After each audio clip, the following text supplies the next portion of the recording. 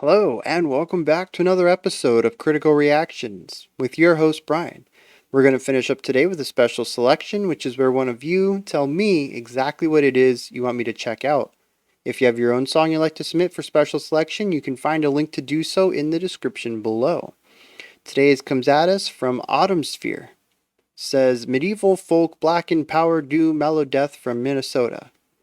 And I'm pretty sure that they just tossed whatever genre adjectives they felt like they wanted to in there, because I have no idea what that combination of things is even supposed to sound like, and I guess that's the fun of doing something like OBSEQUIAE. Let's check out this track, In the Garden of Hyacinths.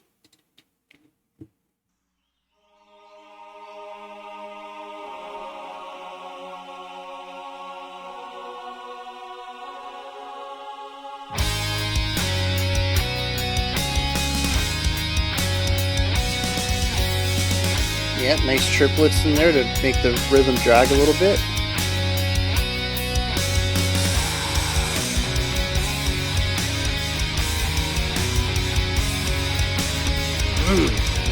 Love those dyads there between the two guitars.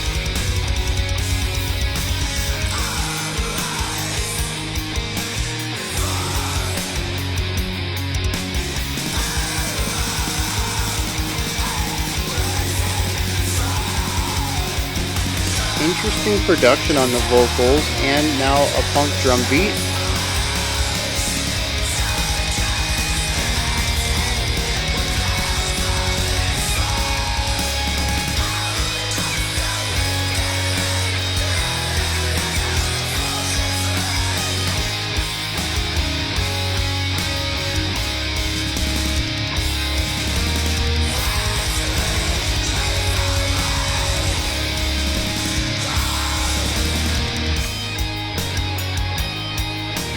Oh, I forgot about the choir in the backgrounds.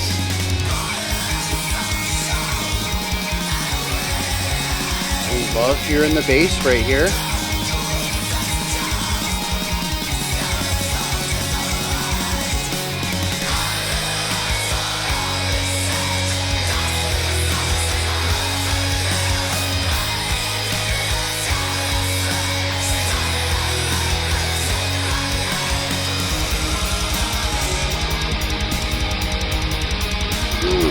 Oh, what a rhythm.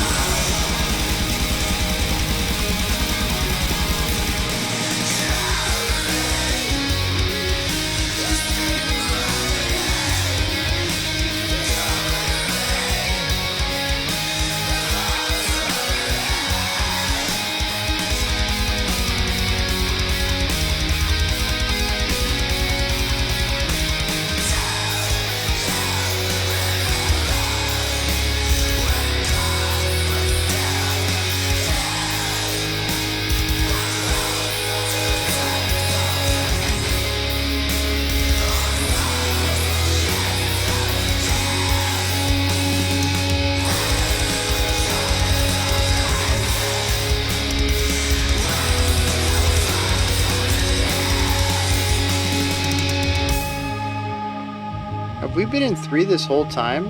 I just never picked up on it. Bass-led transition.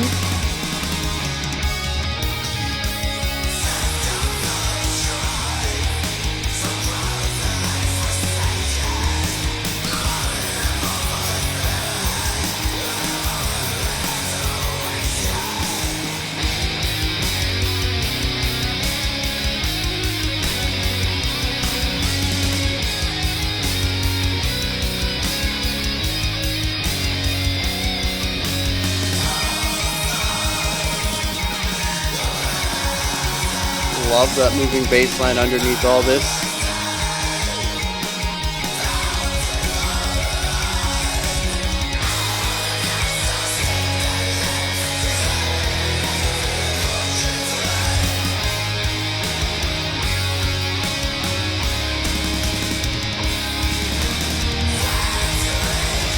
Yeah, using that snare fill across the toms to get into the bass.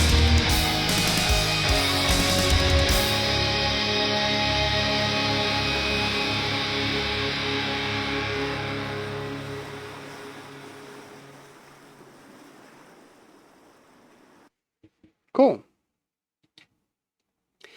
Very interesting collection of inspirations that I think comes together in something that is, I don't know if I'd say wholly unique, but certainly ear catching.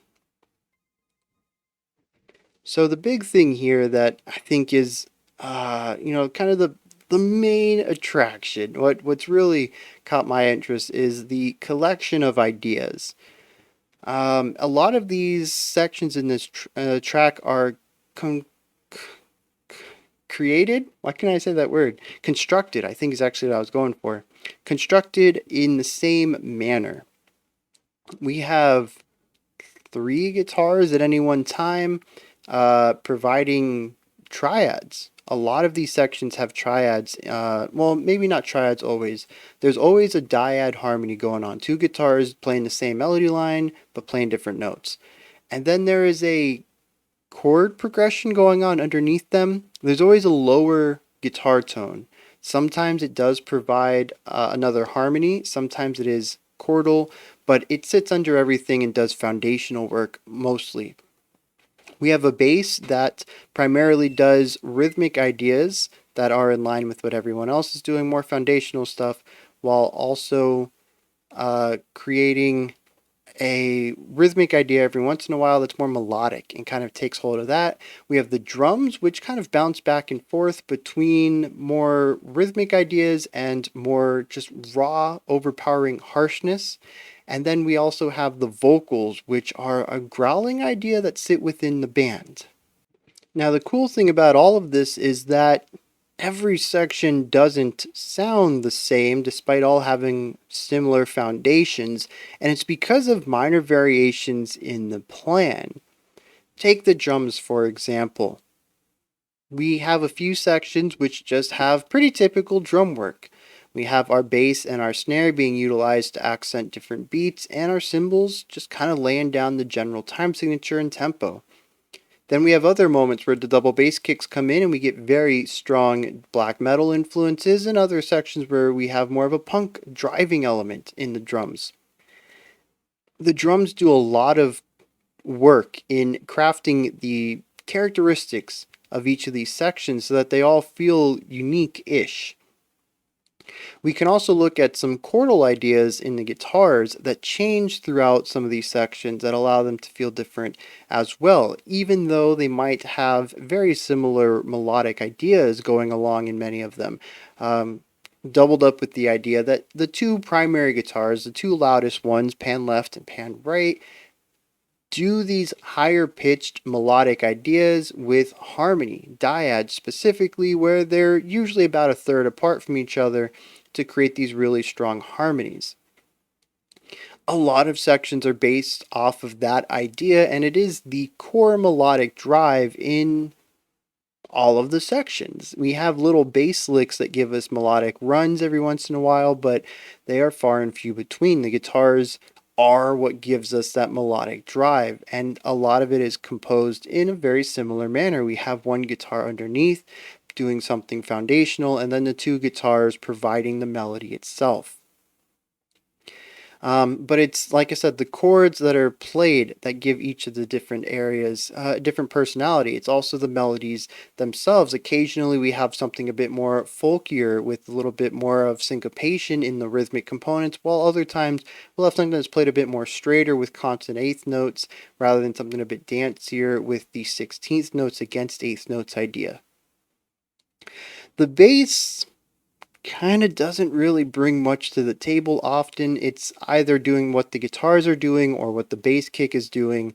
However, there are a couple of very nice sections where we hear a bass run, and there is one transition I think where we had the bass as well. Just kind of had like a half of a bar run that pulled us into the next downbeat, the next beat one where the band came back in again. I really love those. I wish we had more of them. Of course, the last component to all this is the vocals, and I don't, I really want to speak positively about them, but to me they feel out of place, and I think a lot of that's coming from the fact that I enjoyed a lot of the components here and do not get the vocals. And this is just a long-standing thing with growls, and specifically the way that's produced here, where the growls are pushed into the band. A lot of the sound of the vocals, at least to me, are strongly opposed to the sound of the band. Our bass is a bit more muffled and covered up, very black metal, but it does have a nice width to it and a nice warm roundness when we do get a chance to hear it specifically. The guitars are extremely clear and crisp. Not a lot of distortion put on them. They have a little bit of fuzz just to get that metal edge, and that's kind of it. The melodies that are played are very clear and concise. They're separated very neatly. I'd say the only thing that's really a bit muddied about it is that lower third guitar that at times I wasn't even sure if there was a third guitar. It's just a little hunch I have where I heard it a couple of times and kind of just figure it's throughout the entire song. The drums are very clear. It's a little muddy in the low end, but overall, I think it's pretty good and very discernible about what it's doing. And the synths that we hear at the beginning and the intro and that sit outside the width of the song are also very clear and clean. No distortion or even extra compression put on it.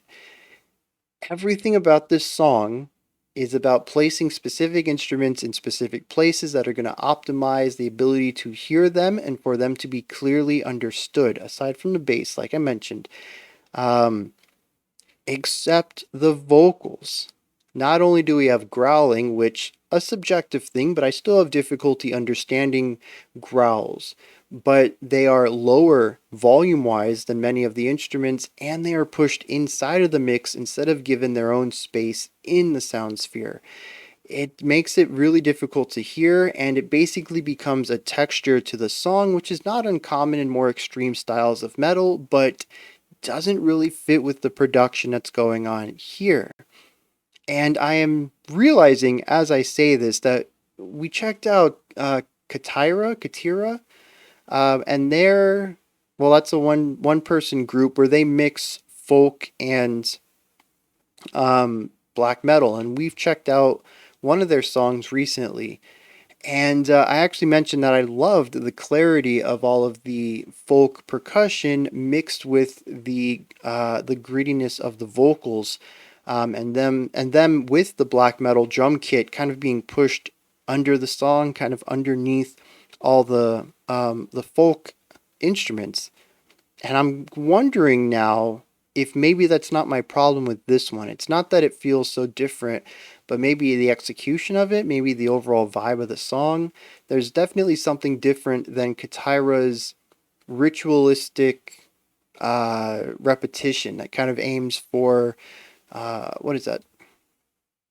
Meditation, rather than a song like this that feels very big and bombastic. And maybe that change in tone is why I'm not a big fan of hiding the vocals under the song.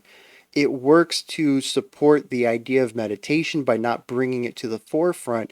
Whereas in here, maybe it's because I feel so much of power metal's influence here that I want to hear the story and I can't. But there's certainly something about the way the vocals are handled here that just doesn't mesh well for me. Everything else about the song feels like it supports a completely different sonic quality than the vocals do. And I don't know. I think I'm just going to leave it at that. I'm sure there's going to be other opinions. I'm excited to read about them in the comments, but it just doesn't work for me. Interestingly, when we get into the guitar solo, it is a solo. I wasn't expecting that. And the reason why is because every single guitar melody up to this point has been a duet of sorts. It's been harmonized, right? And instead, we cut down to where we move into what feels like power chords on one guitar, and the other guitar is centered and given the lead. What I think is interesting about this part is that the melody itself is not too dissimilar from what we've heard previously. So really this is the only way that I could think that would work well in both execution and applying this concept of the solo section, the bridge, to make it feel different, that works within the foundation they've set up. It makes this section sound different than anything else. We've had a couple of sections without vocals where it's just the two guitars, the bass, and the drums, and the choir occasionally. And for this section to feel any different than that, they had to change it up sonically if they weren't going to change it up compositionally. So we turn it down to just one lead guitar, and then we put both left and right guitar, or you can think that we take one guitar and span it to the other side, however you want to look at that. But we have a guitar doing chords, what feels like power chords, the first time I think we've really heard this, in both sides, widened just left and right, and then centered we have our lead guitar tone. It's a really interesting way to go about it, but like I said, I think it works very well and is one of the few ways I could think to achieve what they wanted to, creating a different identity for this section. Because if they had just given both guitars a solo melody, how would that have been different than anything else, right? The entire song has been based off of linear melodies. So yeah, just a really great way to go about doing that. That is all I wanted to talk to about the music. It is a bit shallow, I think, of a listen, but this is a very rare occurrence where I can sum up every section of a song in just one concept, just analyzing what the instruments are doing in general, right? Each instrument is given a role, not just for a section, but for the entire song. And that role doesn't really change much from section to section. They just find new licks or riffs or patterns to put into them. There isn't, I guess that is to say, there isn't a lot of sonic variety in this song. A lot of the sections, at least to me, end up feeling very samey. Like I said, variations musically.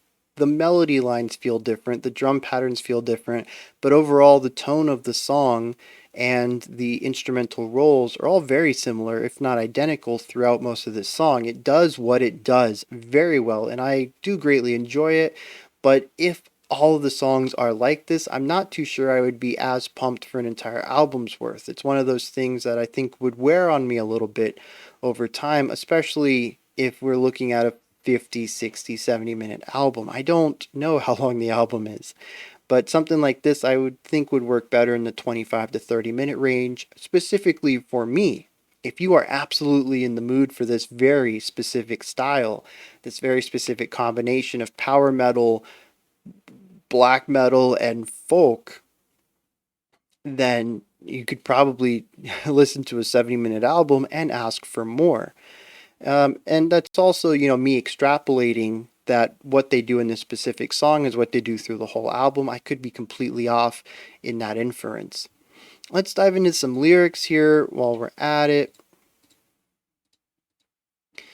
Arise before oral fire through the stones and thuja spires toward the garden's landing where petals aureate fire.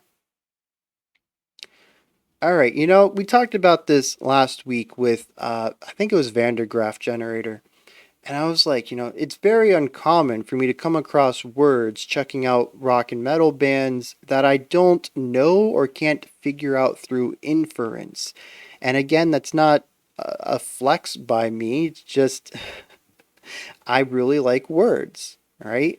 I think you guys know just from listening to my videos, I tend to have quite a few synonyms for adjectives, for verbs, for whatever. I like to be very concise. There is a difference between sadness and sorrow and melancholy, and I like to use all three of them when they're appropriate. So it's very odd for a song to throw multiple words at me that I don't know. One word? Okay, you got me. Three in the first stanza, I'm a bit lost. What is a thuja spire? What is an auroral fire or an aureate fire? I don't know. The next one says, all the groves still speak their names, clarion echoes in effulgent flame. Here's another one. We're 2 for 2 on stanzas tossing me words. I have no idea. Violet so cold and abating as cruel winds have come to repose them from life.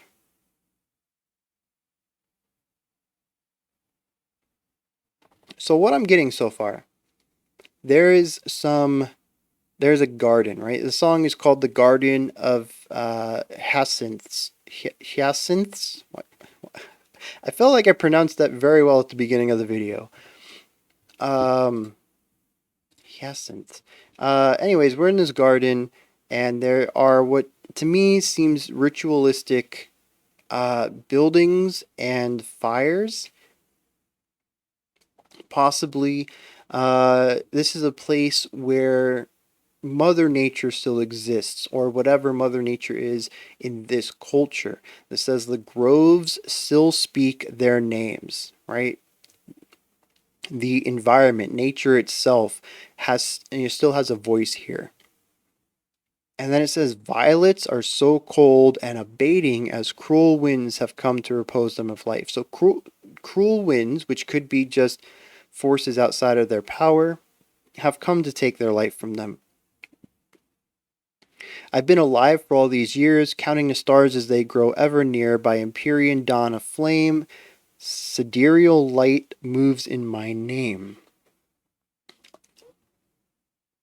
So this is somebody who's been, older than time, right?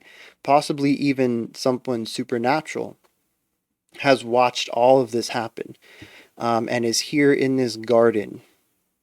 Crown me and speak my name. Come with me far from here. Do you remember when gods were still here, not lost in the depths of the brackens green or the sorrows of yesteryear, in the gardens of their hyacinths? Hyacinths? I think that's what it is. Hyacinths. We still find them near. So yeah, just saying that this garden, or maybe gardens like it, still have that deity power to it. That's not a word. Spiritual power, right? This is still where modern culture or modern technology doesn't touch. These gardens are still who they were years before. They were not destroyed, paved over, and then humans artificially created these gardens. These are the gardens that were created through the natural life cycle of the planet. They're so old that gods used to roam them, right? Back when religion was a huge way of observing and understanding the world rather than science. We're not going to get on it. Uh, Disconsolate cries. Okay, so I understand the root word there of console, which is to ease the suffering of. Dis is negative, so not being able to ease the suffering, and then lit would be a way to turn it into an adjective? Disconsolate cry. That's a man. Like, I get what it's going for, but I have never heard that word before. Disconsolate cries from the groves that lay forsaken, marrying the pulse and the spirit of all that would have them awaken. Altars abandoned, everlasting forests of light. That's what this song sounds like to me. It is just sort of reverence for pieces of the earth that are untouched by modern technology, modern culture, modern humanity, basically, and they have, the spirit of Mother Earth, or Earth's nature, or whatever Gaia, whatever name you want to give this personification. That element is still here in these places, and they have this spirituality to them. And it's sort of just the reverence for these spaces that are still as natural as they can be. That's what it feels like to me. Even says that there's altars abandoned. Like there might have been people who lived nearby and used this for rituals, as I kind of leaned upon in that first opening stanza. But they're long gone as well. Even the people who utilize these natural spaces have passed. And like I said, it's just this reverence or, um, in a sense, love for these spaces that the narrator is singing about and expressing in the lyrics. How that works with the music, I don't know. To me, the music feels a bit adventurous, and I think that's just the folk aspect coming in. Not that folk only makes adventurous music, but that I don't have a strong connection with folk, especially folk metal, where the two of them meet. I don't have a lot of experience with that. So to me, I kind of have that cursory idea where a lot of it just kind of sounds adventurous because I don't understand the nuance in it yet to really feel the more subtle emotional movements in the ideas. And lyrically, I'm not really getting an adventurous vibe here. This is more in awe of, right? Like I mentioned, reverence, just being completely by yourself, having to be present in this garden and understand what it is and what its place is in history and how it's still as natural as it was when it was first created by the earth itself, not artificially created garden that sits inside of a park or something like that, right? The narrator is just feeling overwhelmed being here and feeling the history of the place. And I don't get that in the music. So maybe this just isn't a track where the two of the themes are supposed to collide. It could just be a song that they've written and then tossed lyrics over, and that's perfectly fine. Not every song needs to be as insanely in depth as marrying your lyrical and musical themes perfectly, because honestly, that's just impossible for every song to be done that way, unless artists frequently and constantly work outside of their comfort zones to achieve specific sounds and tones, and that's really difficult to market. So, yeah, it's not a reasonable thing to expect for every song to have perfect synergy between its musical and lyrical themes. Those are my thoughts on obsequies in the Garden of Hyacinths. This is where you guys come in. Hit me up in the comments. Let me know what your thoughts on this was. If anything stood out to you, anything you want to agree with me on or disagree with me on. Asked a few questions throughout. If you want to answer those, I'll be looking for them. When you're done with the comments, head into the description box, and in there you can find a link for Linktree. It'll blank the screen out for a second and then take you to this menu, which has everything related to the channel on it. You can pick up some merch, support the channel through Patreon or special selections, join the Discord and chat with the community, follow me on Twitter, all sorts of stuff. Above that, if you could, like, subscribe, and ring the bell. I greatly appreciate all three of those.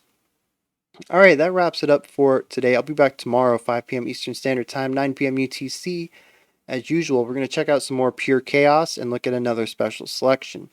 Until next time, remember to be critical, not cynical, of the music you listen to, and have a fantastic morning, afternoon, or evening whenever you choose to watch my videos.